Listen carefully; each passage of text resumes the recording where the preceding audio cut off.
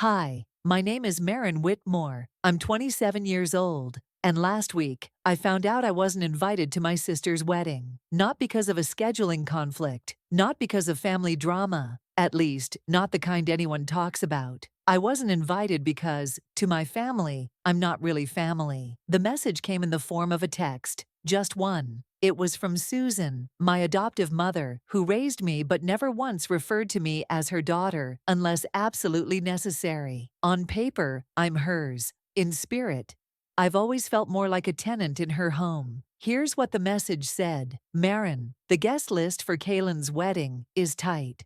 We had to keep it to immediate family and close friends. Hope you understand. Hope I understand. Hope I accept my place on the outside without asking questions. Hope I stay quiet, as I've always done. There was no "I'm sorry," no invitation to talk, no emotion, even. I stared at the screen while my tea went cold on the counter behind me. Peppermint, as always, comforting, simple, familiar, just like I tried to be.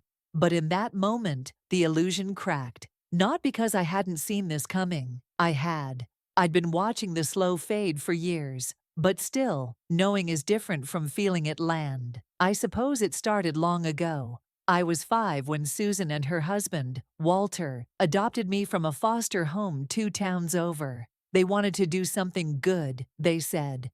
6 months later, Susan gave birth to Kaylin, their miracle baby, the child they weren't supposed to be able to have. That was the day I stopped being a daughter and started being a favor. Growing up, I played the part. The good girl, the quiet one, the one who always smiled in family photos but was never in the center. The one who got hand-me-downs while Kaylin wore new dresses with monogrammed initials. There were no birthday parties for me, only group cakes, no late-night talks in mom's room, just rules. When I cried after being called just the adopted one at school, Susan told me, "Sweetheart, don't be dramatic. You have a home, and that's more than many kids can say." That became the theme of my childhood. Be grateful, stay small, don't ask for more. In college, I earned a full scholarship. Kaylin went to an expensive private university and got into debt fast. Guess who paid off 3 of her student loans behind the scenes? She never found out. I never told her. And when Dad passed away 2 years ago, it was me who handled the arrangements. Not because I was asked to, but because no one else could. They still didn't include my name in the obituary. So when that text came, trimmed guest list, hope you understand, I didn't cry. I didn't respond. I just turned off my phone and stared out the window of my apartment, watching as the last light of the day slipped between the buildings, like a secret leaving the room. That night, I logged into the management dashboard of the Juniper Hollow, the lakeside hotel, where Kaylin had decided to host her wedding. She didn't know I owned it. To everyone in my family, I was just a woman who worked in hospitality, moved around a lot, didn't have time for holidays. I never explained, they never asked.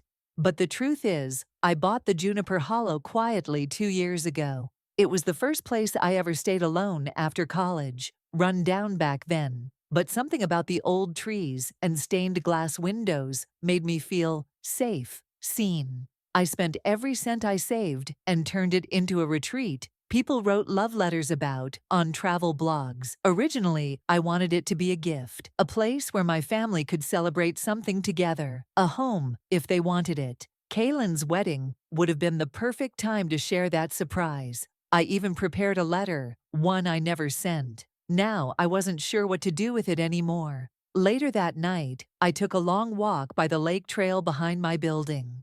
The trees had started to turn. Amber, deep red, the scent of leaves and damp earth, reminding me of every fall I spent watching from the outside. There was a version of me that would have stayed home, let it go, tried to forget.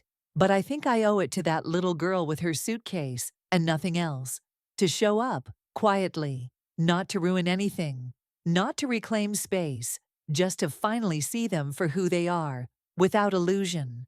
Only then, I think, can I finally stop asking to be let in. The day I arrived at the Juniper Hollow, the front desk manager greeted me with the same professional warmth she extended to all guests. She didn't ask why I was checking in under a different name. She didn't need to. Janelle had been with me since the beginning, since the days of peeling wallpaper and plumbing disasters and furniture bought from Craigslist with fingers crossed.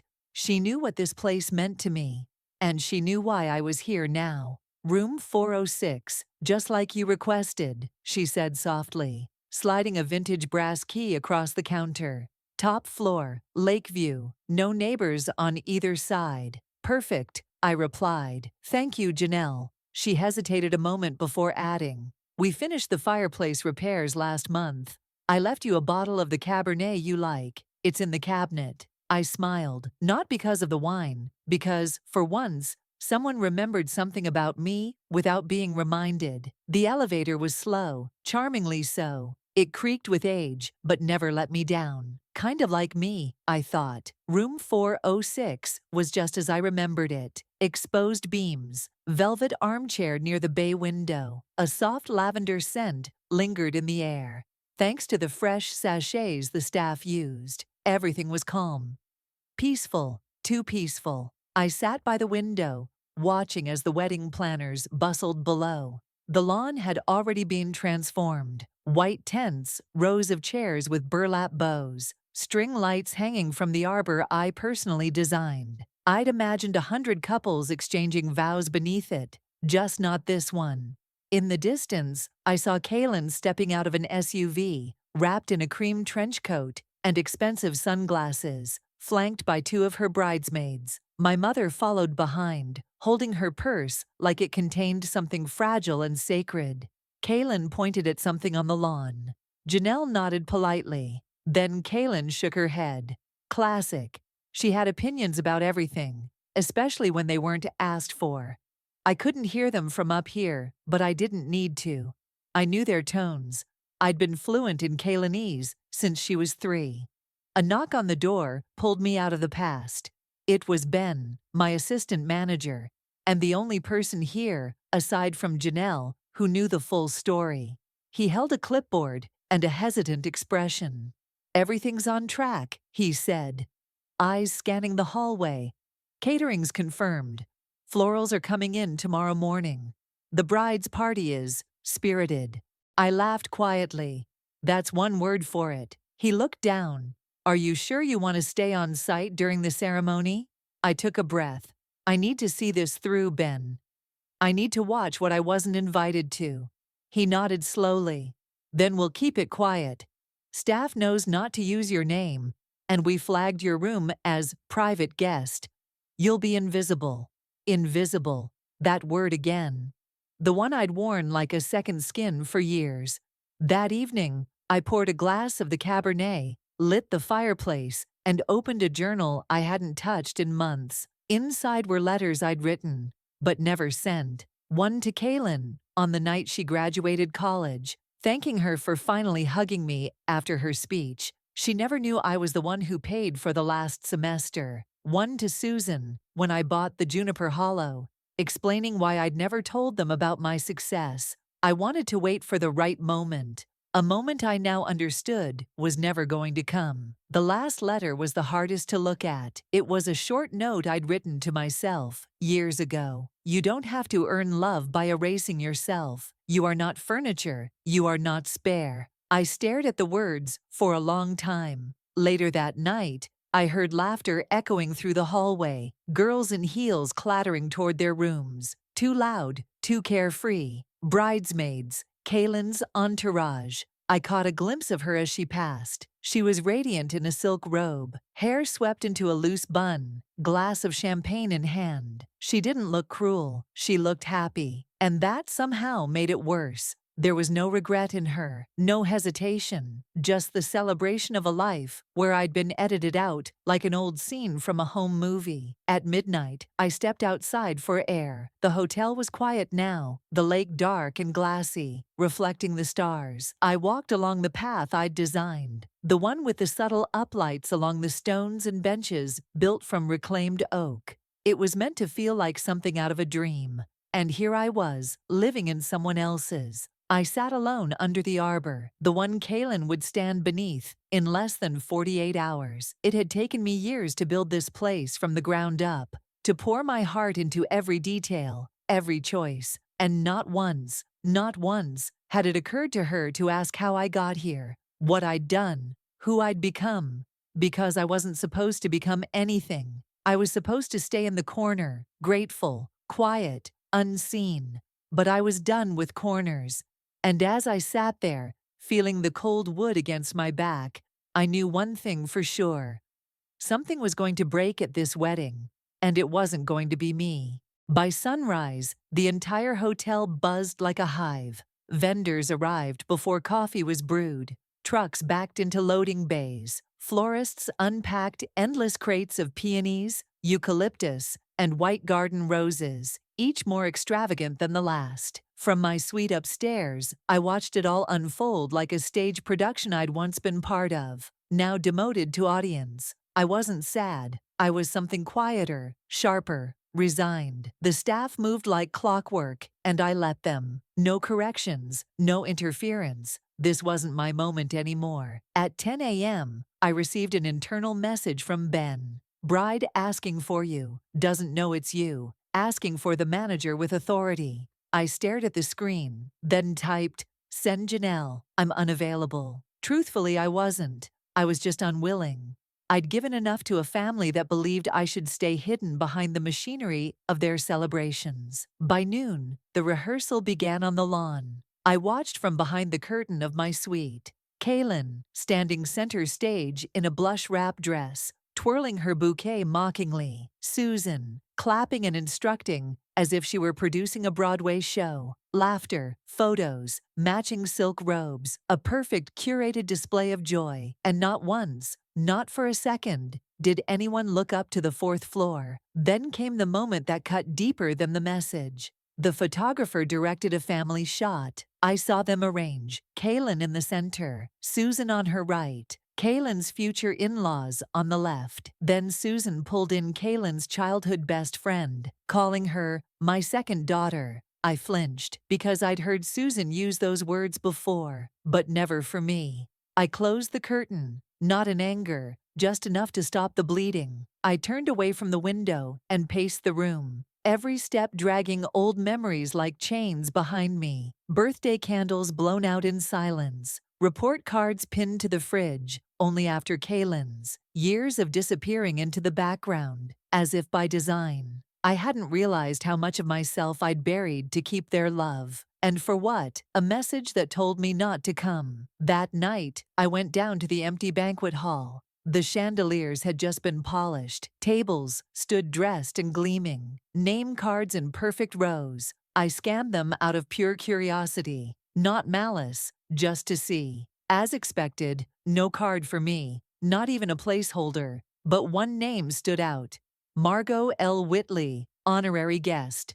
My biological aunt. Someone I hadn't seen since I was 5. Someone who refused to adopt me, but now apparently qualified as honorary to the woman who abandoned me emotionally for 2 decades. I let out a soft laugh, dry and hollow. Not even anger, just disbelief. They had room for her, but not for me. As I turned to leave, I spotted Kaylin at the far end of the ballroom. She hadn't seen me yet. She was too busy practicing her entrance walk in heels. But I watched her, not with jealousy, with clarity.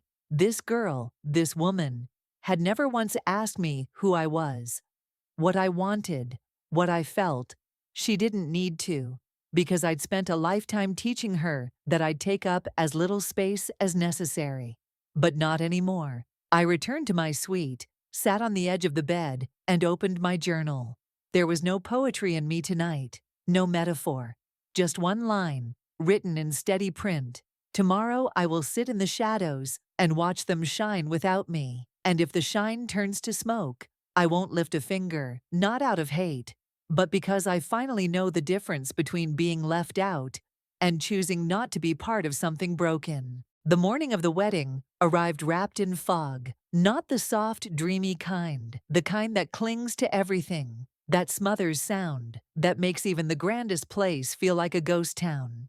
Fitting, I thought, for a day built on silence. Downstairs, the staff moved like a Broadway ensemble. Every cue rehearsed, every table pristine. From my window on the fourth floor, the lawn looked like a magazine spread. White roses, linen drapes, and glimmering glassware, arranged to reflect perfection. But there's always a cost to perfection. And this morning, I learned exactly who paid it. It started with a knock.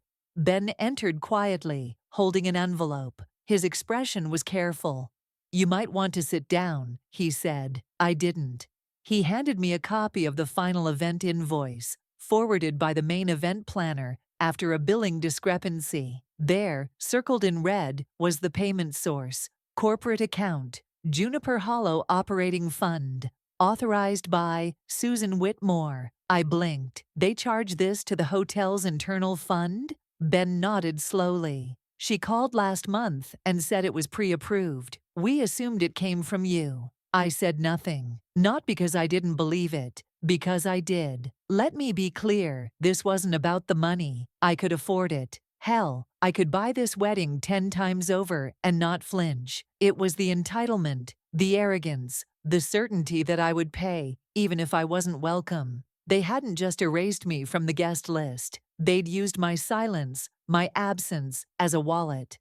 I stared at the page. $78,400. They'd spared no expense. Custom floral arch, premium catering, open bar, guest welcome bags filled with imported chocolates and embossed silk fans. Even the string quartet had been upgraded last minute. Kaylin's dream wedding, funded by the sister she cut out of her life, like a clerical error. My throat tightened, not from sadness, from rage, from humiliation. They thought I wouldn't notice, because for years I never asked, never questioned, just gave. They mistook generosity for weakness, silence for approval. Ben watched me carefully.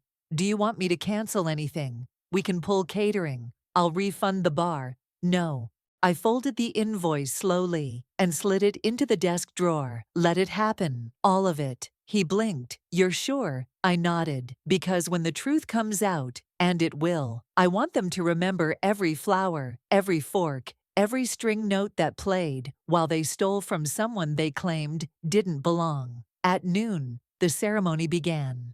I didn't hide behind curtains this time. I watched from the back of the balcony, high above the crowd. The violins played, the guests stood, and Kaylin walked down the aisle. She looked beautiful, radiant, like a bride in a movie. Everything around her glowed. But all I saw was a mask. She passed under the arch of flowers she didn't pay for, smiled at the guests whose favors she didn't know I selected, and stood in front of a man who still thought she was someone worth building a life with. For now, the officiant began to speak. I tuned out the words. Instead, I watched Susan. She sat front row, beaming, hands clasped in pride. Pride for a daughter who'd never worked a day to earn this moment. For a wedding paid with money that belonged to the adopted girl she didn't even invite. My hands clenched the railing so tightly, I left half moons in my palms. Still, I stayed silent. The vows began. And just as Kaylin opened her mouth, a small voice behind me whispered, "Excuse me, are you Maren?" I turned. It was one of the hotel's servers, new, nervous. I nodded, surprised. She hesitated. "Sorry, I recognized you from the internal training videos. I just wanted to say thank you. This place? It's amazing. I never thought I'd work somewhere that actually cares about people like me." She smiled, then disappeared back down the stairs. And just like that, my fury cracked. Not because I forgave, but because I remembered why I built this place. Not for Susan, not for Kaylin, but for people like that girl, and maybe for the version of me who once needed it too. I didn't cry, not that day. Instead, I walked back into my room, closed the balcony door, and opened my laptop. There was a policy I'd drafted years ago, an emergency clause that allowed immediate transfer of ownership in the event of ethics violations or abuse of authority by family tied to operations. I reread it, then signed it. By sunset, the Juniper Hollow would no longer belong to the Whitmore Family Trust. I transferred full ownership to a charitable foundation in my name, one that offered housing and job training for women who'd aged out of the foster care system. The same system I came from. Let Susan explain that to her friends. This wasn't revenge. This was reclamation. I gave them a wedding. They gave me clarity. And now they can keep their perfect pictures. Because the truth is, I never wanted their table. I built my own. The reception began, as they always do. Champagne glasses clinking, silverware singing against porcelain, the air dense with flattery and filtered light. By 5 o'clock, the ballroom at Juniper Hollow was humming with praise. Breathtaking decor. Most elegant wedding I've attended. Every detail, just exquisite. No one knew they were standing inside the product of someone they refused to acknowledge. I watched from the shadows of the mezzanine above, unseen but very present, dressed in black so clean, it disappeared into the architecture. If I had wanted to cause a scene, I could have done it hours ago. But I had learned a long time ago. Truth doesn't need volume, it only needs light. And tonight, light was coming. The first crack came during the toast. Kaylin's best friend, Cassie, took the microphone and launched into a speech filled with Pinterest-worthy quotes about forever love and sisterhood. Then came Susan's turn. She stood, proud and unbothered, and began, "To my daughter, the light of my life, you are everything I ever prayed for. And to our new family, thank you for embracing us so fully. And to all who made this day possible, especially those who support us behind the scenes, our hotel staff, our planners, and the generous sponsors who stepped in when we needed a miracle. Some people give without needing attention, and those are the best kinds of people, aren't they?" She said it like a saint, like she'd hand-fed orphans before descending into the ballroom. I swallowed hard. My hands gripped the iron railing. That miracle she was referring to? It was the unauthorized withdrawal from my company's operating account. The money she took without asking. The grace she claimed as her own. Then something unexpected happened. One of the caterers, a kid named Jordan, who'd only been on staff a few weeks, walked up behind the mezzanine with a small envelope in his hand. "Sorry," he whispered, shy. This was slipped under the kitchen office door, labeled urgent for Maren Whitmore. "That's you, right?" I took the envelope, confused, and opened it. Inside was a printed email. It was from a journalist at a local lifestyle magazine. The subject line, confirming family-funded wedding or corporate sponsorship. Below, the reporter detailed that they'd received a tip suggesting the wedding had been paid for by hotel funds, not private money. They were seeking comment. I stared at it, stunned. This wasn't from me. But someone had spoken. Someone inside had seen enough. I went cold. This wasn't a scene I needed to orchestrate anymore. It was unraveling all by itself. I didn't know who sent the tip. Maybe Ben. Maybe Janelle. Maybe someone tired of seeing things go unnoticed. All I knew was this. The light had found its way in. Across the ballroom, I watched Kaylin laugh with her new husband. She looked happy, confident. She had no idea what storm was quietly forming behind the curtain. I could have walked away then. Let the scandal unfold. Let them handle the embarrassment. But I didn't want scandal. I wanted acknowledgement. I wanted the truth to land. Not like a bomb, but like a mirror they couldn't look away from. I stepped out of the shadows and made my way down the stairs. I walked past the string quartet, the photographers, the tables of glowing guests who didn't know me. I approached the head table just as Kaylin stood to cut the cake. Someone spotted me. Whispers began. Susan's smile froze on her face. I looked at them. Susan, Kaylin, her groom, their friends. And I didn't raise my voice. I simply said, "I hope the cake tastes as good as the theft that paid for it." Kaylin blinked. "What are you talking about?" I handed the envelope to her groom. He read it. His smile dropped. The silence spread like a crack across a windshield. Delicate, irreversible. Susan stood, furious. "Maren, this is not the time." I faced her squarely. "No, Susan. The time was when you drained my business account without my permission and pretended you made this happen. You spent my money. You erased my name. And now, you get to explain that, publicly. Her mouth opened, then closed. Kaylin looked between us, stunned. The groom handed her the envelope. She read it. Her face drained of color. And then, for the first time in her life, Kaylin had nothing to say. I didn't wait for a reply.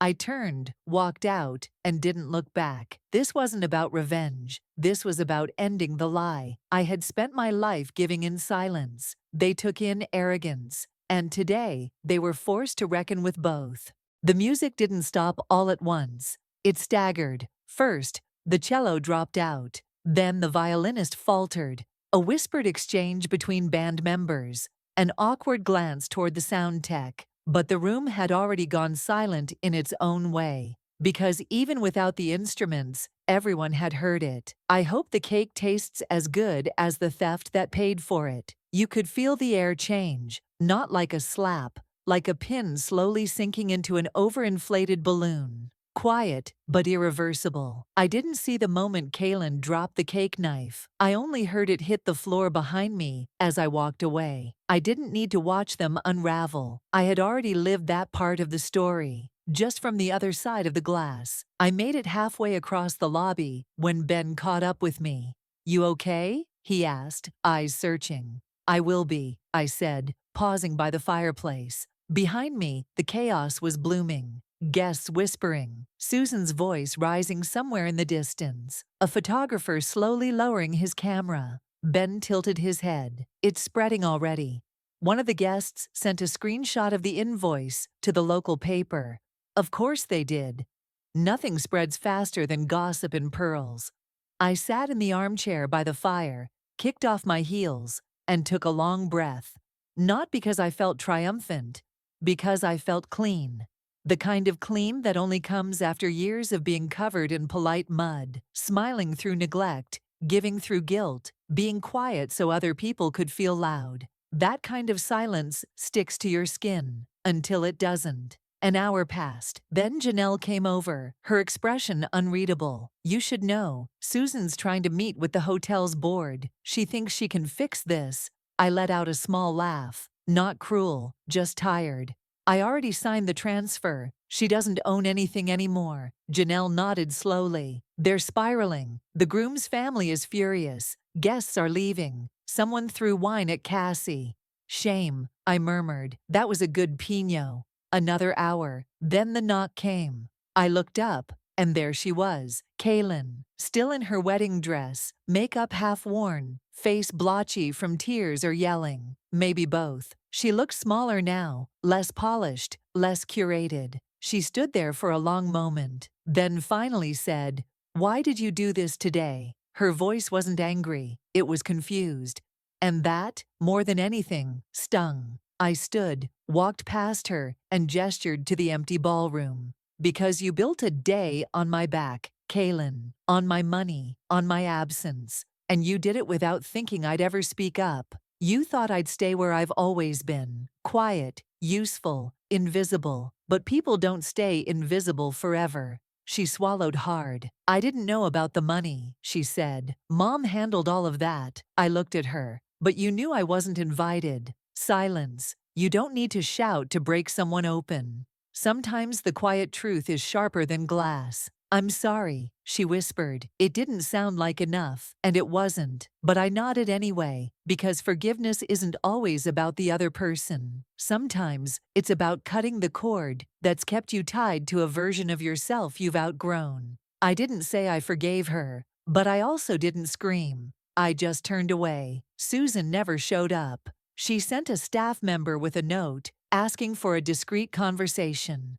I sent the note back, unopened. Some people only hear you when you stop speaking to them. By midnight, the hotel was quiet again. The chandeliers dimmed. The tables were stripped bare. The leftover cake sat untouched. I stood in the ballroom one last time. Not as a daughter, not as a guest. As the woman who had built this space, brick by brick, for people who needed peace, not performance. And finally, I was ready to leave it behind.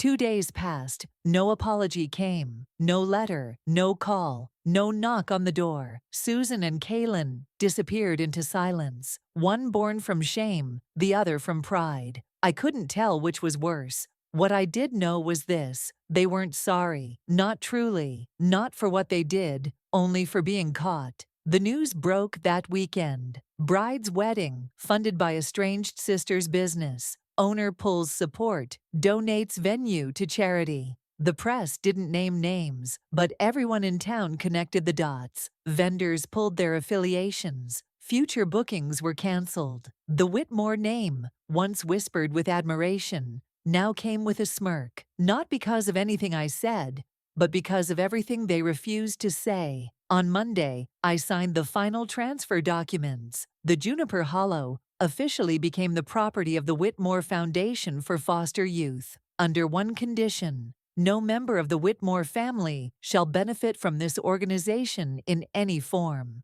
I sent the signed papers to Susan with a note: "This is the last thing you'll ever receive from me. No more silence, no more service, no more sisterhood." I didn't expect her to reply. She didn't.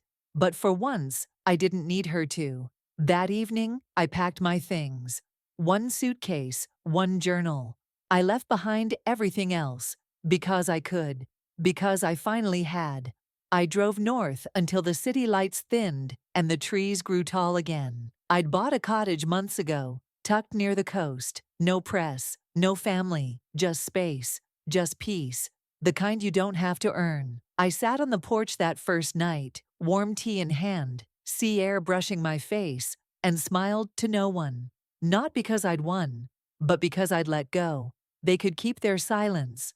I had my life. If this story resonated with you, don't just keep it to yourself. Hit that like button, subscribe for more powerful stories, and let me know your thoughts in the comments. Your voice matters, and I read every single one. Thanks for watching, and I'll see you in the next one.